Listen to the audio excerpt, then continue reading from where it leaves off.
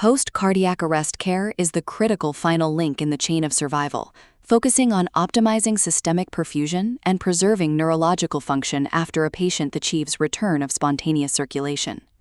This phase of care involves a multidisciplinary approach to stabilize the patient and prevent the recurrence of arrest.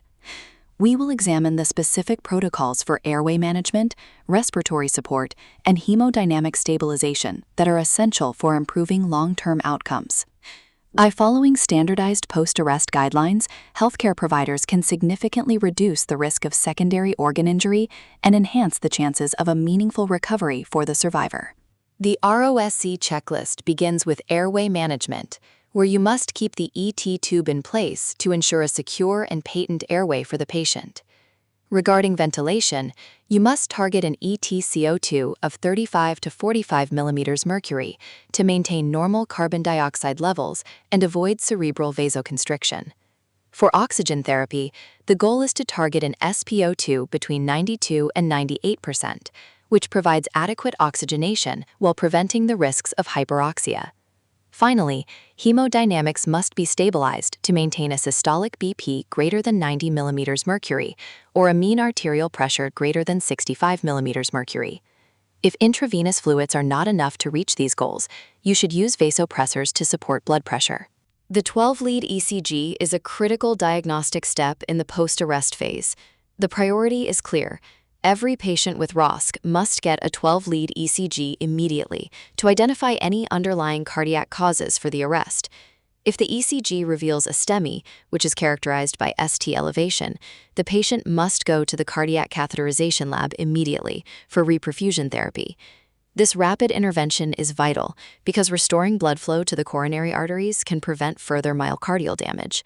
Even if a STEMI is not present, the ECG helps clinicians rule out other arrhythmias or conduction abnormalities that could jeopardize the patient's stability during the recovery process.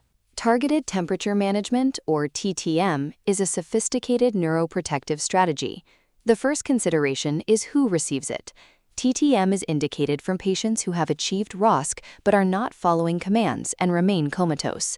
The primary goal of this intervention is cooling the body to a specific range of 32 degrees Celsius to 36 degrees Celsius for at least 24 hours. The main benefit of this controlled hypothermia is that it reduces brain swelling and significantly improves neurological outcomes by slowing down metabolic processes. By carefully managing the patient's core temperature, clinicians can mitigate the secondary brain injury that often follows the initial ischemic event of cardiac arrest. Managing seizures and glucose is essential for ongoing neuroprotection. Because post-arrest patients are at high risk for seizures, which can further damage the brain, continuous EEG monitoring is strongly recommended to detect subclinical seizure activity. Regarding metabolic stability, you must monitor blood sugar levels closely. The objective is to keep blood glucose in a moderate range of 140 to 180 milligrams per deciliter. It is vital to avoid hypoglycemia, as low blood sugar can be devastating to a recovering brain. By maintaining this glycemic balance and monitoring for electrical disturbances in the brain, the medical team provides the best environment for the central nervous system to recover. Neuroprognostication is the process of predicting a patient's future neurological state. Regarding timing, it is crucial that you do not predict the patient's neurological outcome until at least 72 hours after ROSC and only after the patient has returned to a normal temperature. This waiting period ensures that the effects of medications or hypothermia do not interfere with the assessment. The method for this evaluation should not rely on a single test. Instead, use a combination of clinical exams, biomarkers, and imaging such as MRI or CT scans. This multimodal approach provides a more accurate and reliable picture of the patient's potential for recovery and helps guide discussions with family members.